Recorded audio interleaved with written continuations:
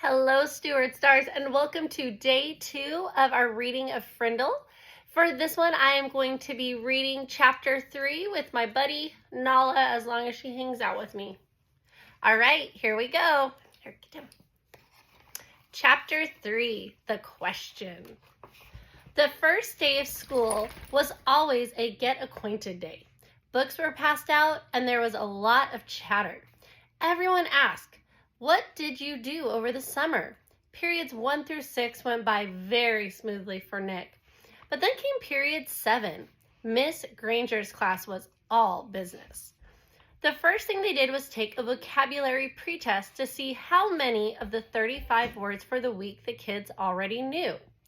Tremble, circular, orchestra, the list went on and on. Nick knew most of them.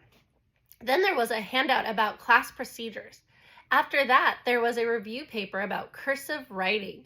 And then there was a sample sheet showing how the heading should look on every assignment. No let up for 37 minutes straight. Nick was an expert at asking the delaying question, also known as the teacher stopper or the guaranteed time waster. At 3 minutes before the bell, in that split second between the end of today's classwork and the announcement of tomorrow's homework, Nick could launch a question guaranteed to sidetrack the teacher long enough to delay or even wipe out the homework assignment. Timing was important, but asking the right question, that was the hard part. Questions about stuff in the news, questions about the college the teacher went to, questions about the teacher's favorite book or sport or hobby. Nick knew all the tricks. He had been very successful in the past.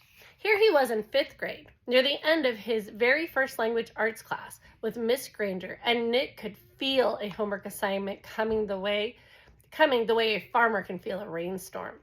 Miss Granger paused to catch her breath, and Nick's hand shot up. She glanced down at her seating chart and then up at him. Her sharp gray eyes were not even turned up to half power. "Yes, Nicholas." "Miss Granger, you have so many dictionaries in this room, and that huge one especially. Where did all those words come from? Did they just get copied from other dictionaries? It sure is a big book." It was a perfect thought grenade. Kapow!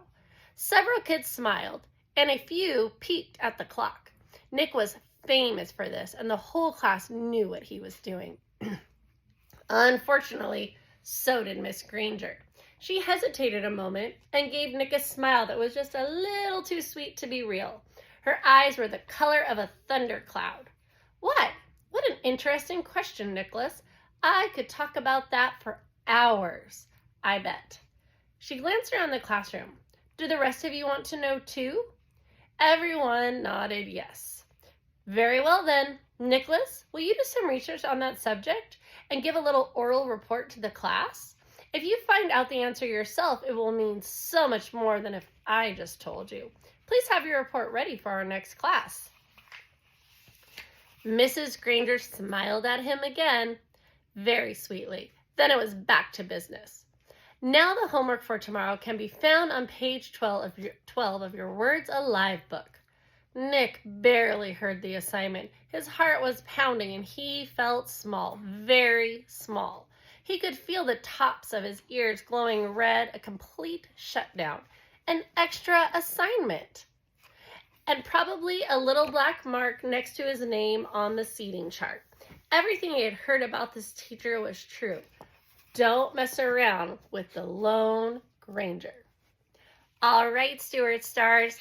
In a second, look for chapter 4 to read next.